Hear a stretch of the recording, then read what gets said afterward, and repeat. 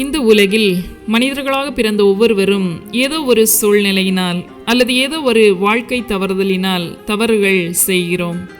இவ்வாறு ஒவ்வொருவரும் செய்கிற தவறு எதன் விளைவாக இருக்கிறது என்பதை யார் மீது தவறு என்ற தலைப்பில் கேட்டோம். அதன் தொடர்ச்சியாக கண்ணீரோடு நிமிர்ந்த மகன் தீபக் பேச ஆரம்பித்தான். என்ன பேசினான் என்பது இதன் தொடர்ச்சியாக சிறகின் நிழல் மூலமாக இப்பொழுது கேட்கலாம். கண்ணீரோடு நிமிர்ந்த மகன் தீபக் பேச ஆரம்பித்தான். அப்படி என்ன பேசியிருப்பான்? கண்ணீரோடு அவனுடைய மனதில் இருந்த ஏக்கங்கள் எல்லாம் எவ்வாறு வார்த்தைகளாக வெளியாகி இருந்தன என்றால், தீபக் தனது அப்பாவிடம், ஏம்பா, நீங்கள் திருமணத்திற்கு முன்பே நல்ல வசதியாக கை நிறைய சம்பளம் வாங்கி அரசு வேலையில் தானே இருந்தீங்க. தாத்தா சொத்தான நிறைய விவசாய நிலங்கள் வேற இருந்திருக்கு. இவ்வளவு பணத்தையும் வைத்து கொண்டு ஏன் ஒரு பிள்ளை போதும் என்று நிறுத்தினீர்கள்? என்னோடு இன்னும் ஓரிரு குழந்தைகளை பெற்று வளர்த்து படிக்க வைத்திருந்தால் நானும் இன்று தனியாக இருந்திருக்க மாட்டேன் அல்லவா? உங்கள் வசதியை வைத்துக்கொண்டு என்னால் இனி அண்ணன், தம்பி, அக்காள், தங்கை என எல்லாவற்றையும் பெற முடியுமா? யாரும் இல்லாதவனாக நீங்கள் என்னை வளர்த்து விட்டு விட்டீர்களே. தாத்தா வசதி குறைவாய் இருந்த போதும் 5-6 குழந்தைகள் பெற்று உங்களை எல்லாம் நன்றாக வளர்க்கவில்லையா அல்லது படிக்க வைக்கவில்லையா? நீங்கள் எல்லாம் அண்ணன், தம்பி, அக்காள், தங்கை என எப்படி சந்தோஷமாக இத்தனை வருஷம் இருந்திருக்கிறீர்கள்? உங்கள் அண்ணன், தம்பி எல்லாம் நிறைய குழந்தை குட்டிகளோடு சந்தோஷமாக தானே இருக்கிறார்கள். மற்றவர்கள் பெரிதாக நினைக்க வேண்டும் என்று என்னை ஹாஸ்டலில் தங்க வைத்து படித்தீர்கள். என்னுடைய இளமையில் எனக்கு கிடைக்க வேண்டிய அத்தனை சந்தோஷங்களையும் இல்லாமல் செய்து விட்டீர்களே. உங்களுக்கு பிறகு எனக்கு யார் இருக்கிறார் என்று கேட்கிறான். எனக்கு நல்ல வேலை கிடைத்ததும் அங்கே போனால் உங்களுக்கு துரோகம் செய்கின்றோமோ என்று என்னை என் மனசாட்சி தினம் தினம் கொன்றது. உங்களுக்கு தெரியுமா? அங்கேயும் வந்து தங்குங்கள் என்று சொன்னால் அங்கே வரமாட்டேன், தங்க மாட்டேன் என்று சொன்னீர்கள்.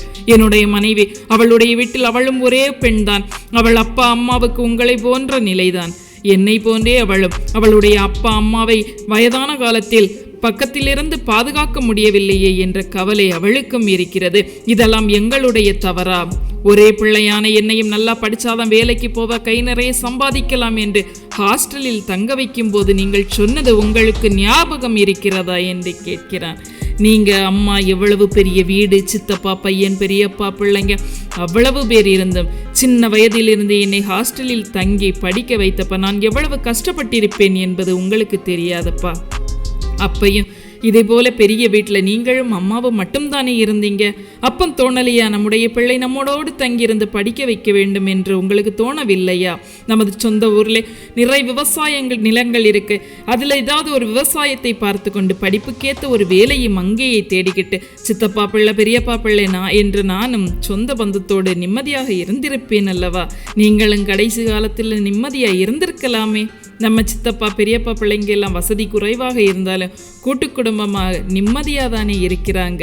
என் பிள்ளைய நல்லா படிக்க வச்சு அமெரிக்காவில் வேலையை அனுப்ப போறேன்னு நம்முடைய சொந்த பந்தம் ஊர் எல்லா இடத்திலும் நீங்கள் சொன்னதை என்னுடைய சிறிய வயதிலிருந்தே நான் கேட்டு கேட்டு கேட்டு உங்களுடைய எண்ணத்தை நிறைவேற்ற வேண்டும் என்ற வைராக்கியத்தோடு படித்து அமெரிக்கா போனேன். சென்னையில் வீடு வாங்கினேன். இப்போ எல்லாவற்றிற்கும் நான் தான் தவறு என்று நீங்கள் என்னை குறை சொல்வது இது சரிதானா? ஊர்ல 4 பேர் பெருசா நினைக்கணும்னு வாழ ஆரம்பித்ததால் தான் இப்ப நாம நம்முடைய சந்தோஷத்தை எல்லாம் இழந்து வெளியில் அதை காட்டிக்க முடியாம இருக்கிறோம். மற்றவர்களை பிரமிக்க வைப்பதுதான் வாழ்க்கை என்று நினைத்து நாம் வாழ்ந்து கொண்டிருக்கின்றோம். சிந்திப்போமா? மற்றவர்களை பிரமிக்க வைப்பதுதான் வாழ்க்கை என்று நினைத்து நம்முடைய வாழ்க்கையை நாம் இழந்து கொண்டிருக்கின்றோமா? அல்லது நம்முடைய வாழ்க்கை நாம வாழ்ந்து கொண்டிருக்கின்றோமா? யார் மீது தவறு இருக்கிறது என்பதை சிந்திப்போம். சிறகின் நிழலோடு இணைந்திருங்கள். உங்களோடு நான்.